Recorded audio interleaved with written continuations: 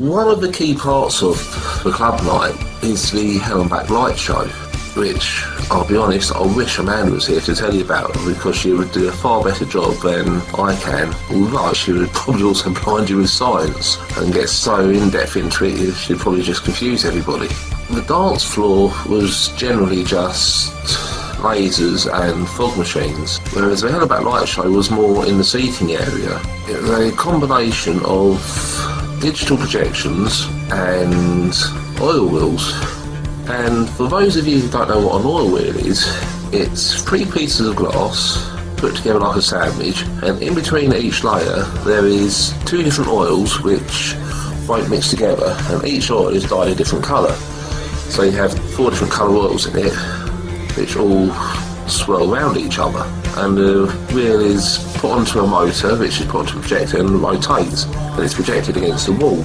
It's basically like having a lava lamp projected onto a wall, and it can be projected from a circle that's 3 foot wide up to about 12 foot wide, depending on the size of the lens. And Amanda used to use about 3 or 4 different projectors, as well as a digital one.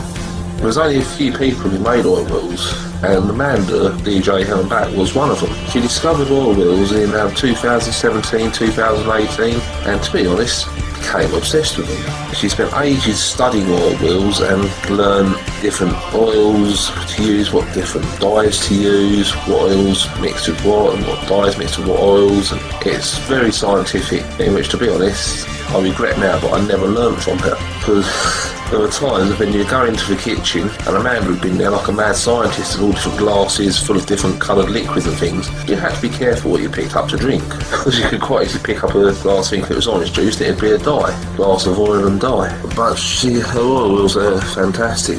And on top of that, what's special about Amanda's wheels was, we believe she may have been the only person in the world who did it, she actually put little pictures in her wheels which would float around in the oil. So you'd be watching all this oil floating around, and all of a sudden the picture would drift across, a little cartoon or something, or a shape.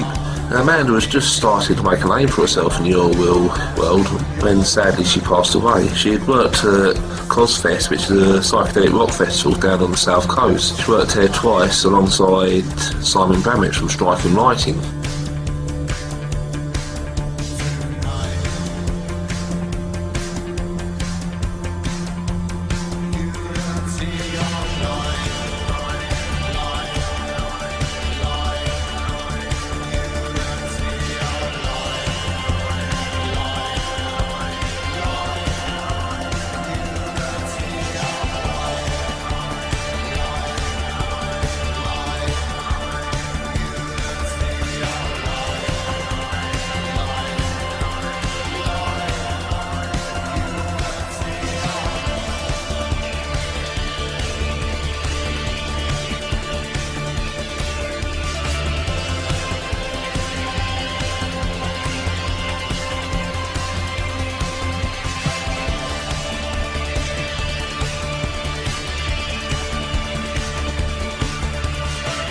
As I said, as well as the oil wheels, Amanda also used digital projections, and she used to spend hours researching all different digital projections, what people had invented and come up with. She used to mix them in with her oil wheels to create some amazing effects, which is what we still need to work on. We try and keep the Hell and Back Light Show alive. I freely admit it's not as good as it used to be, because I can't do it anywhere near as good as what Amanda did. But hopefully one day we will be able to get it even better. At the moment we just use the oil wheels. I need to work on learning the digital projection side of it, but hopefully eventually one day we will have it almost up to the same level as what Amanda was, so the Hell and Back Light Show will be back to what it originally was, or as close as we can get it. I've DJ'd in the 1980s and I had forgotten just how much fun you can have as a DJ. But it's different this time around. The vibe of a Goth alternative night is different from many other club nights you go to. The community sense is much stronger, the inclusiveness is much greater. Some people only want to go just to sit around and chat with their friends. Other people just want to leap around and dance. It's a great place. People dress how they like. They know it's a completely safe space to express yourself, experiment things that you know you'd get ridiculed for, or bullied, or picked on. You can just try it out, be yourself, and be accepted in this place. We call ourselves a Goth alternative night. We've been labelled in the past as being a rock night, a goth night, an alternative night, because to be honest, people don't know what genre to really put us into. We used to call ourselves an alternative night, but then, as I said, we got called a goth night, so we called goth alternative. We are not a rock night. We do run a rock night once in a while, which is Waking the Dead rock night, which is classic rock and generic sort of stuff, and new metal, all that sort of stuff.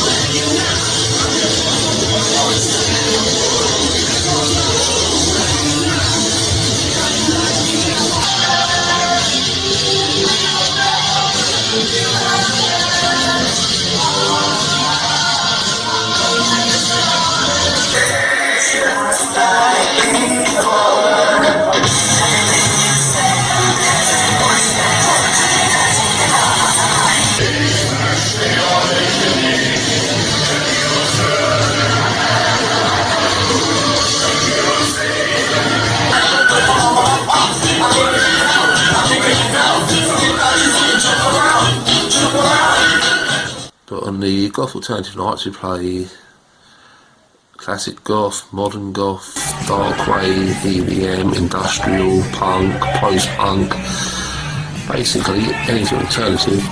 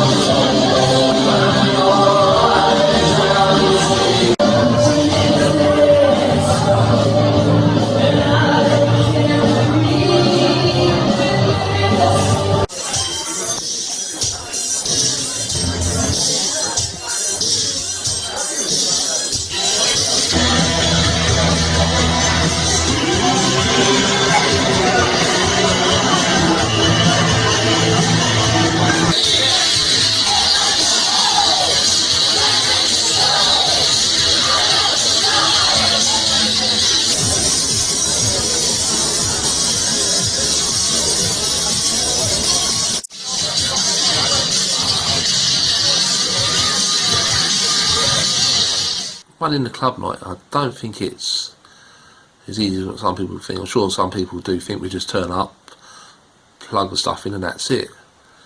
But the average club night is probably about 10 hours work at least. So we generally go the night before and set everything up, and then that takes 2 to 3 hours. And then obviously running the club night, that's another 5 hours, and then going back the next day, looking about an hour and a half to take it all down. And when you take into account all the time it takes to do the posters and advertising, probably about 10 hours roughly for each night, 10 to 11 hours. Of the Shadow Castle Festival, it was a one-day live music event. It was a great event. We got rave reviews, and it really put our name out there and put us on the map. We got lots of recognition for it. We made many wonderful friends from that day. We had, as I said, 7 bands. We had Juratory, Glasshouse Museum. Chaos Weekend, I believe, was only the second ever gig. Gothzilla. Memento Mori. Alicia. And headlining as Sometime the Wolf. We never wanted to put on live music. It never even come into our minds to put on live music. All we wanted to do was just DJ on the night. But we had so many different bands keep contacting us saying, oh, can we come and play for you? It got us thinking, but we had a moral issue. Some of these bands would have to travel up to 200 miles, and we knew that, to be honest, we'd be lucky to get 20 to 25 people to come and watch them, and we just couldn't get bands to travel that distance for that smaller crowd. But at the time, it was around 2018, 2019, we'd been going to the Darker Days Festival down in Leicester, which is a great festival. And to be honest, it inspired us and gave us the idea, why don't we do that in Scarborough? We've got all these bands who keep contacting us. If we try and get them to all come on the same day, we can make it a charity event. So we picked the Sophie Lancaster Foundation, which is a charity that was very close to mine and Amanda's heart, and many other alternative people's. We thought if do it all one day and make it a big event. So we picked some of the bands who had contacted us and a few others, and that's what we organised. To be honest, we had no idea what we was doing. We'd never even put on a live music event, so we didn't know what we were letting ourselves in for. And there was a few hiccups, but in the whole, it went far better than we ever imagined it would. The crowd actually drank the bar dry twice. They drank it dry in the afternoon, and then during the interval, the owners had to go out and restock it. And then it got drank dry again in the evening. And the owners told us at the end of the night it was the most successful and most profitable day they'd ever had since they opened.